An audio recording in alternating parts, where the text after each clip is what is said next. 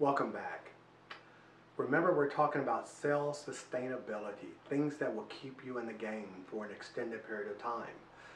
One of the things I've learned to do what I call a self-inspection.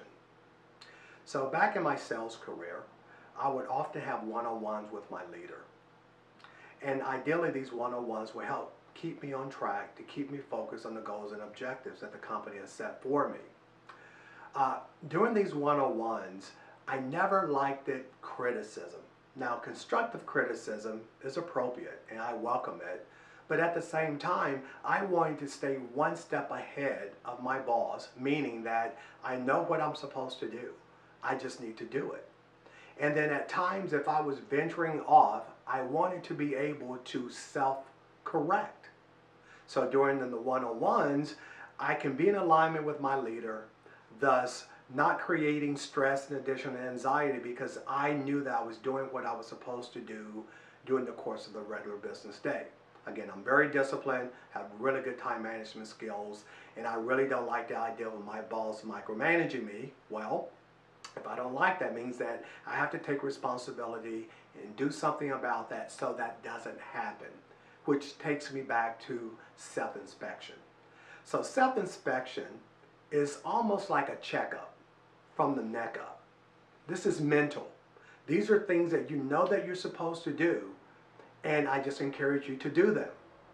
So a way to self-inspect yourself, number one is to be self-conscious, to be conscious of what you're doing, to have your eyes wide open, not to trick yourself, not to tell yourself that it's that or this when the issue could be you.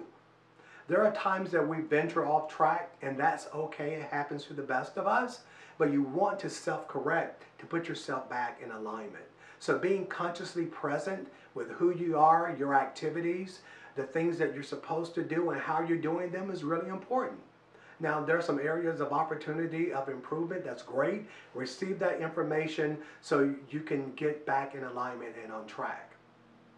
The next one is to always tell yourself the truth. You know, there were times where I ran into salespeople, managed some of them, sometimes I worked with them, and they were blaming their lack of success on marketing. They were blaming their lack of success on the customer. They continued to create one excuse after another excuse after another excuse. And as a leader, I learned to inspect what I expect. Meaning that if I expected my sales team to go out and knock on doors, to go out and do presentations, as a leader, I need to inspect that he or she are doing those things. And so you can also self-inspect yourself. So if the leader is inspecting you, they have a right to do so. And they will do it at times, and that's okay. But tell yourself the truth. Are you doing the things that you're supposed to do to help you accomplish your goal? As you can see, there's a variety of different things that you can do to self-inspect, and we're going to review a couple more. But these two are really, really important, being conscious and telling yourself the truth. The other one is surround yourself around really smarter people. People that are heading the exact same direction in which you're going. People that also believe in meeting and exceeding their goals and objectives.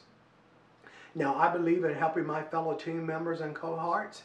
In my entrepreneurship experience, I am willing and more than happy to help other fellow business leaders to accomplish their goals. But one thing I check first is to make sure that their head is in the game. If they're not interested in their business, if I care more about their business than they do, something's wrong there. So I would encourage you to surround yourself with smart people, people that have been there and done that. I encourage you to go through the rest of this list. Look at these different things that you can do. Make those minor tweaks, in some cases major tweaks, to self-inspect yourself. This would ensure you your road to success. Thank you very much. I look forward to speaking with you in the next segment.